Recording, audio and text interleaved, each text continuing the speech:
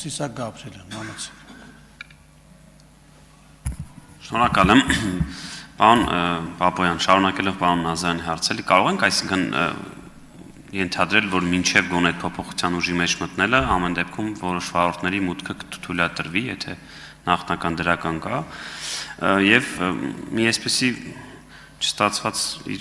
մարդու իրավունքների պաշտպան կար, որ աչքովս ընկավ, քիչ առաջ մի հենց րոպեներ առաջ գրառում էր արել, որ փաստորեն հարյուրավոր վարորդներ չեն կարողանում մուտք գործել, իսկ ՔՊ պատգամավորները եւ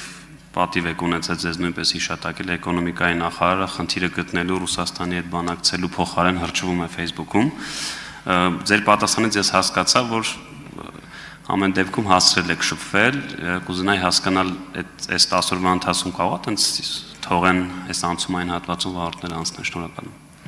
Դե ոնց մարդու իրավունքների պաշտպանությամբ է զբաղվում, այդպես էլ շարադրված են մտքերի ճշմարտացիության մասը, ես արդեն ասացի, որ ըստեյության իմ պատասխանը նրա մասին էր, որ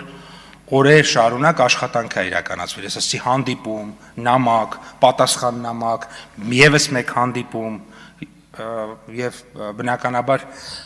ինչու եմ դրա մասին հիմա ասում, որովհետեւ եթե սրա մասին ասեի մեկ շաբաթ առաջ, կարող է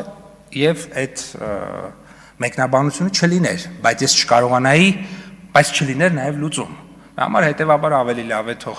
ընդդիմությունը քննադատի մեզ, բայց մենք խնդիրները մարդկանց ժողովրդի լուծենք։ Դա ավելի արդյունավետ ու լավ տարբերակ է։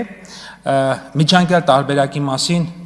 պարզ կլինի հոկտեմբերի 24-ի ԵԱՏՄ նիստի ժամանակ։ Կարող է նույնիսկ այնպես լինի, որ այլ միջանկյալի կարիք չլինի, մի քանի օր էլ ու արագ ինչ-որ արդեն օրենսդրական լուծում լինի։ Այնպես որ մեր տպավորությամբ մեզ խոստացել են, որ կլուծեն եւ տրամադրվածությունը մեր տպավորությամբ այնպեսին է, որ լուծման ենք գնում։